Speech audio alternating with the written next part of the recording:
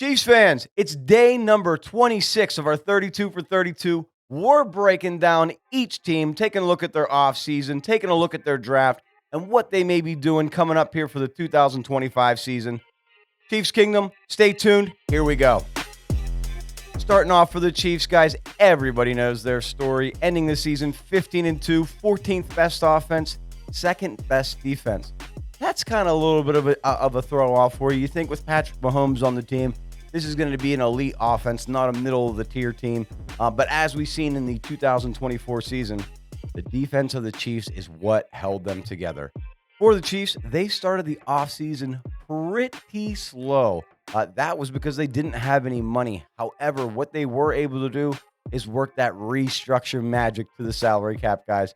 They restructured Chris Jones and Patrick Mahomes.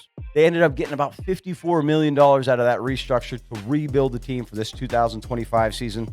Let's take a look at what money they still have, what they've added, and we'll also take a look at what they lost. Taking a look at the cap for the Chiefs, they've got $15 million after that restructure, and after some ads that they've done, they still have $12 million that they can play with. And then for dead money, pretty low considering some of the other teams like the Raiders. They only have $3 million in dead money this season. I'm going to talk about the guys they've added so far. There isn't very many, but a couple of the bigger names that are out there that they've added. Gardner Minshew Magic will back up Patrick Mahomes coming up in the next season, with Bailey Zappi as well, who's been added to the team. They've also added Jerry Tillery and Christian Fulton, two defensive players. Tillery is a defensive lineman. Fulton, obviously a cornerback who came over from the Chargers, a rival team. Pretty good in man, decent in zone. I think he's a great add for the team. For the bad guys, the players that they've lost, and there is a good bit of them. They traded away Joe Thuney. He has gone on to the Bears. They got a draft pick for him. They also lost Samaje Perine. He went back to the Bengals, so they'll be looking to add a running back in this offseason. They also lost McCole Hardman and DeAndre Hopkins at wide receiver. So some of those utility wide receivers that they use, we'll call them. They did bring back Juju, so they have Juju and Xavier on the roster, as well as Hollywood Brown. However, that depth that they had at the wide receiver position has dwindled out. The last two guys that I want to talk about that the Chiefs have lost this offseason are two defensive players. Kearshawn Wharton has moved on. He's a defensive lineman. That will be a hole that they'll need to plug, as well as Justin Reed, a safety that they've had that they drafted. He's been great across the years. He's moved down to the Saints. They will also be looking to fill that hole. A lot of safeties have moved on to new teams this season. That's one of the positions that I think have moved the most. Let's take a look at the draft for the Chiefs. We all know what the number one thing is on the Chiefs. It's protecting Patrick Mahomes. So with the first round pick, I'm taking Oregon's left tackle, Connerly, one of the two. Maybe he'll see this video and rip me apart for saying his name wrong. But I'm taking him with the first round pick.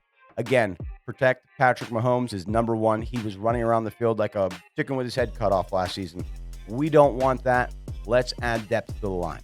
Moving forward into that second round and also the third round where they have two picks, we're going to start adding some offensive pieces that Patrick Mahomes can use. The first one in the second round is going to be Dylan Sampson. He's a running back out of Tennessee, very fast. That's the best way I can describe him. Very fast, very good with cutting. If he gets open, it's like Achan. He's gone. With the first third round pick that they're going to use. Now, this came over from the Titans in a trade from last season.